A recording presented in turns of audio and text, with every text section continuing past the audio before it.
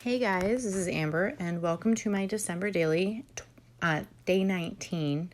So, this is a really simple story again, but it's like the third time I've included one of these, and my grandpa writes a poem every year that's Christmas themed. This year it ended up actually being a story, but I'm giving it the exact same treatment that I did for the last two. So he sends them to us in an 8.5, an 8.5 by 11 sheet.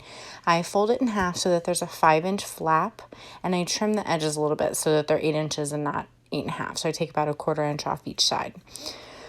So because this one is religious in nature, it's about Jesus and Santa Claus and a little kid who wants to go see Santa, but his mom takes him to church. I picked one of these Jasmine Jones papers from a few years back.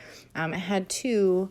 This one was a little bit darker, and I thought it went well with the manila colored paper he selected. The other one was like white with red.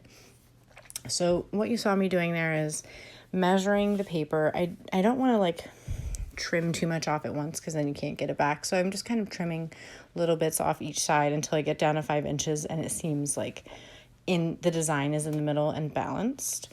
So I'm just about there with all my little trimmings. And I will say this, I love that We Are Memory Keepers trimmer because it's a full 6x8 and I can make the tiniest of slivers and it comes off nice and straight and even every time.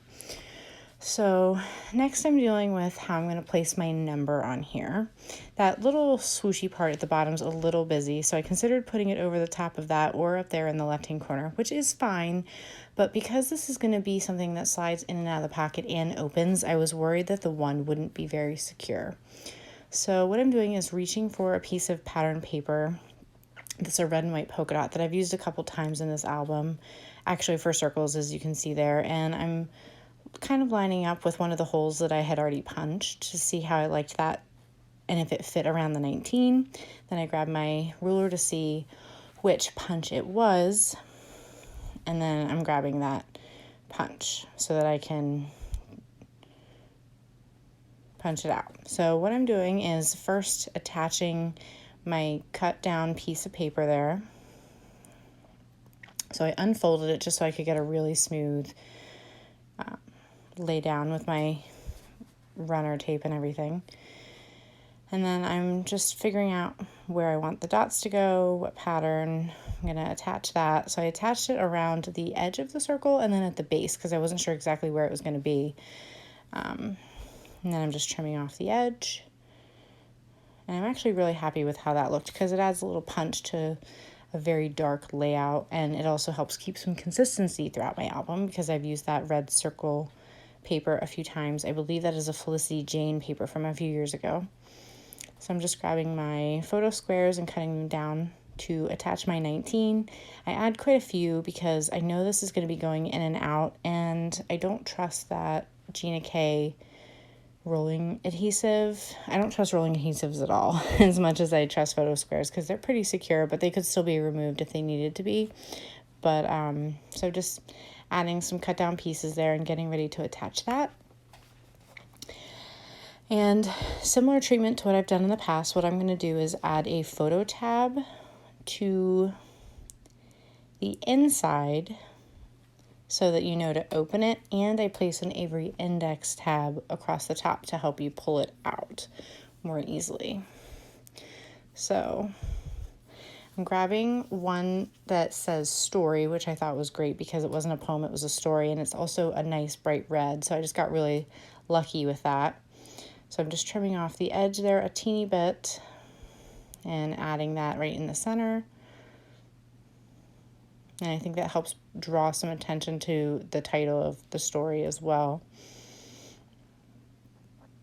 And then grabbing my Avery index tab, and instead of looking for a stamp, because I know I won't really have anything that fits here, I could look for like something that says Christmas story or whatever, but I already have story on my photo tab.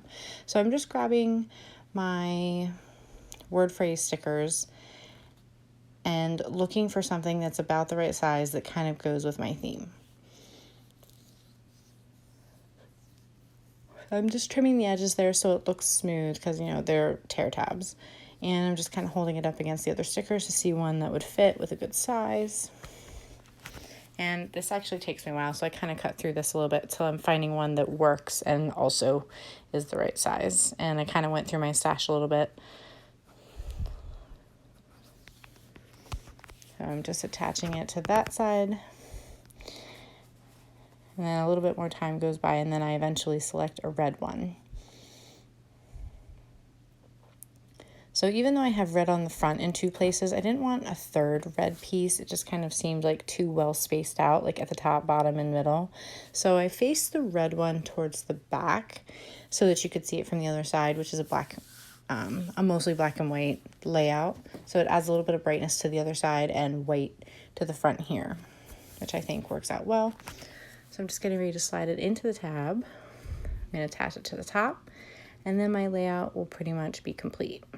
So I just wanted to thank you guys for sticking with me. I can't believe I'm already up to day 19 for my videos. I actually have stuff filmed for the next few days. I'm just getting everything cut down and edited. And I'll see how many I can share before we go away for New Year's. And the other thing I wanted to mention is I put the Avery index tab on the back piece of the fold out. I just thought it would be a little bit stronger since you'd be pulling from that piece instead of the front. I didn't want to rip the paper or anything. I just, for some reason, thought it felt a little bit stronger that way. So I'm just grabbing my day 18 page protector, sliding it into the back, and my layout is good to go. So I wanted to thank you again for sticking with me, and if you want to subscribe, you'll get access to my videos and more inspiration, and I'll leave you with a close-up here. And thanks again so much for watching.